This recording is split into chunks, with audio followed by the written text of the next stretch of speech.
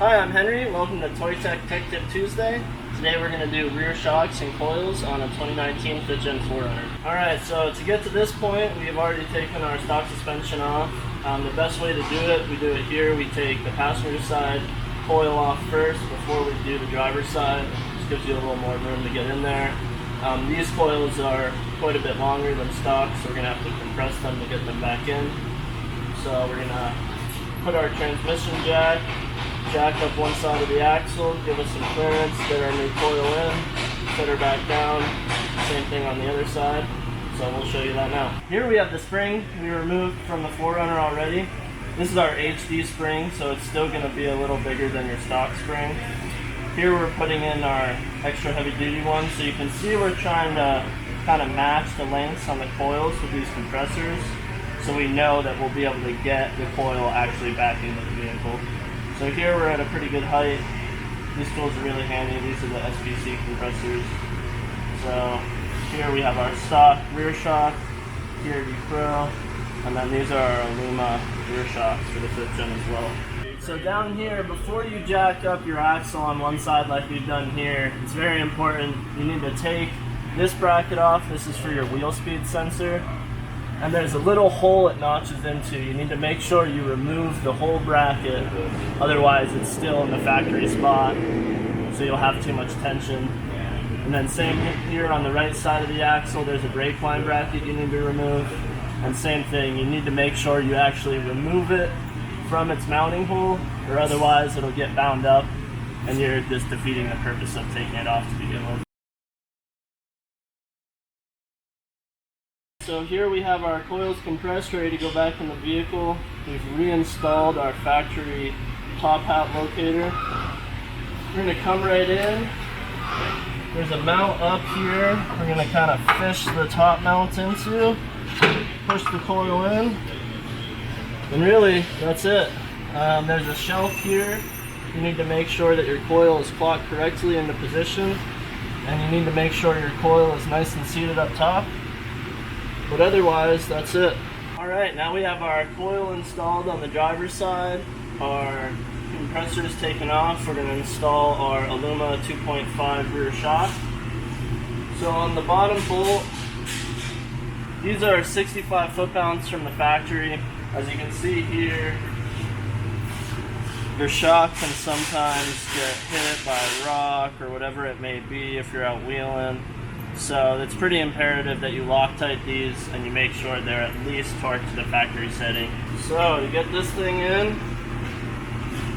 just gonna come in here on the back, or I guess the front side of the axle housing. We've got this spot for it. We put some anti-seize on there because it's a metal bushing. So just to be safe with it, just slides right on. And I'm gonna take our nut. I'm just going to thread it on without the Loctite right now, because later on I'm going to torque it down. So if you put the Loctite on too early, it dries up, and then you go to torque it and you bust it off, and defeats the purpose. So now we're just going to bend this guy up a little bit. And this is our transmission jack I was talking about earlier. We used to get the coil in. So now we're just going to use this to raise everything up. I'm going to guide that stud of the shock into the hole and just slowly raise it up. You want to be careful because you can strip the threads right off the shock as you do this, so you kind of need to hold it forward as you crank. It would definitely help if you had a buddy, if you were doing this in your driveway. Maybe get your wife outside to help you out. Now that we're all the way up there, we've got our bushing and our top washer. Snake those on there. Might actually need to drop it just a hair to get it on first. With this one. Put your bushing on. You want your washer, always goes down so it holds on to the top of the bushing. Go up a little bit with it.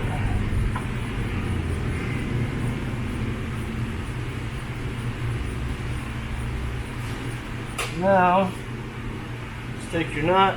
It can be a little tricky to get in there sometimes, but you'll get it.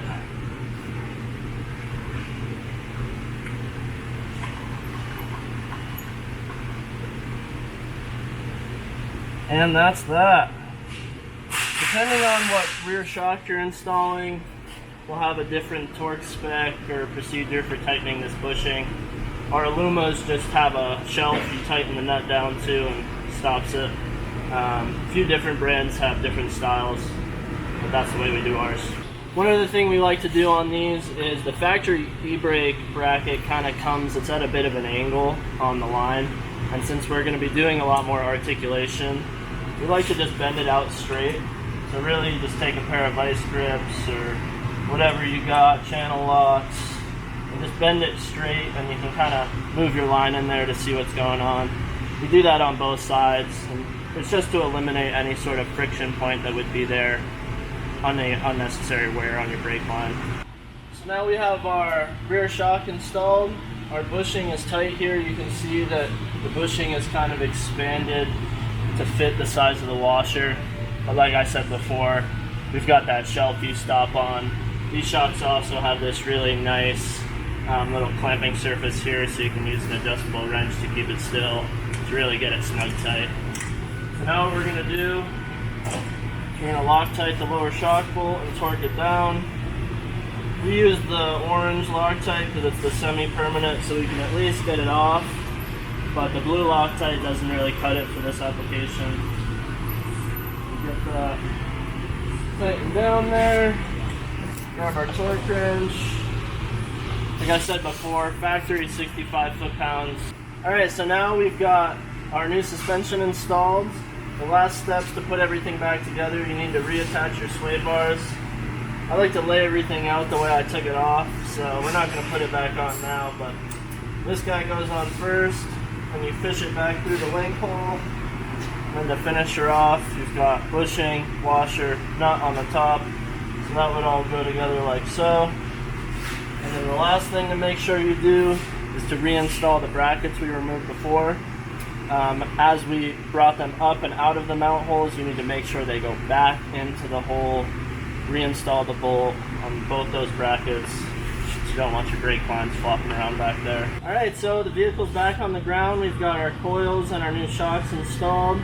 Everything's torqued the way we want it. Got the wheels torqued on.